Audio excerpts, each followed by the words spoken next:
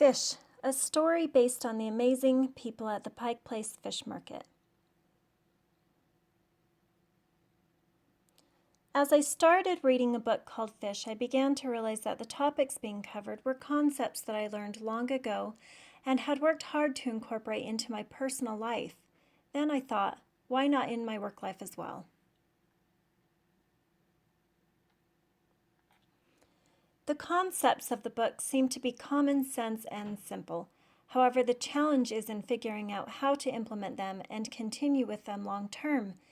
In front of you is a page with some topics that we will be going over. Please write down any ideas you come up with about how you think we can implement these concepts into our culture as we go through the presentation. Then we will share our ideas at the end.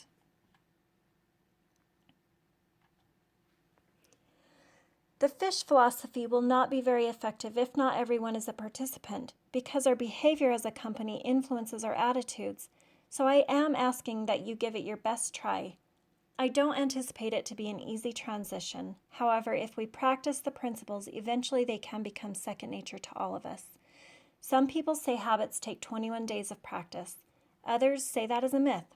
I think as long as we are all working towards the same goals and want the same things, we can make it happen.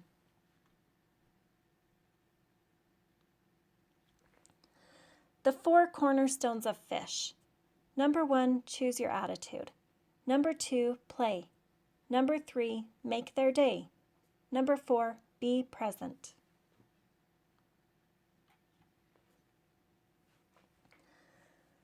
We can choose to let others' behaviors affect our attitude, or we can take control of the situation. This will take daily practice to achieve. It will be much easier if we are doing this as a team.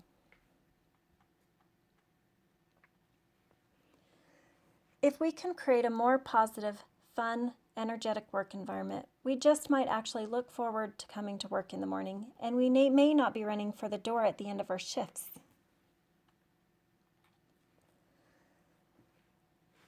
We must learn how to work together in order to create a good flow and positive energy in the office.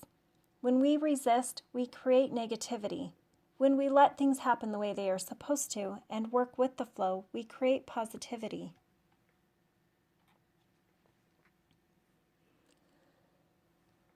Communication is about more than just listening. It's about understanding. We have been working together for a long time now, and I think we should know the needs of our peers and customers pretty inherently by now. If you know someone is in need, help them. If we all do this all of the time, our work will not only flow more effectively, it will be distributed more evenly as well.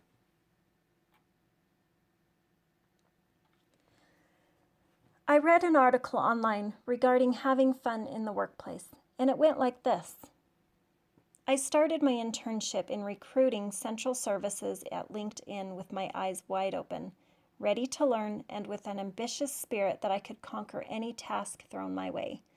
I've been with LinkedIn for 8 weeks now and feel just as energized and passionate about my work as the first day that I started. The secret?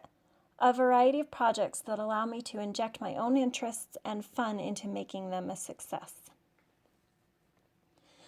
The man who wrote this article talked about assignments and activities at work that allowed him to be creative while working and the energy that was sparked from it.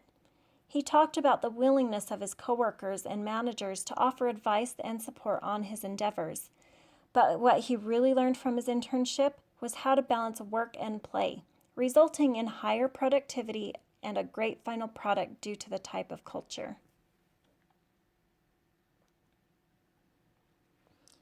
We need to figure out our niche here in the office on how to balance a fun and productive workplace.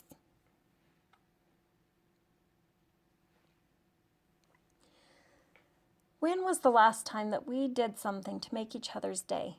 For most of us, that is an easy task in our personal lives, but for some reason, harder at work. And it also seems easier to do this for our customers than for our coworkers, maybe because it is our job to help the customers.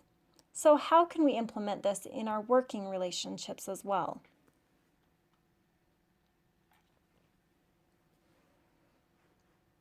Being present allows us to see clearly choose our words wisely, and make sensible decisions.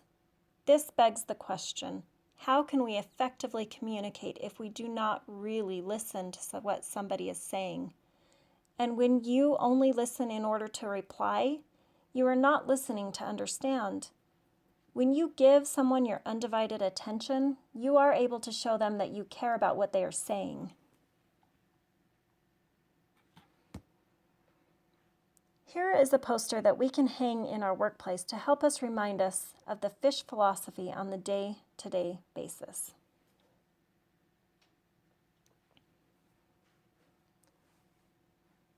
Quote of the day: "Never doubt that a small group of thoughtful, committed citizens can change the world.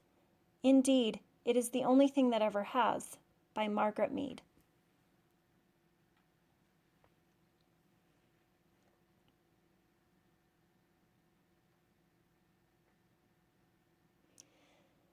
That's it. Now let's go over our ideas.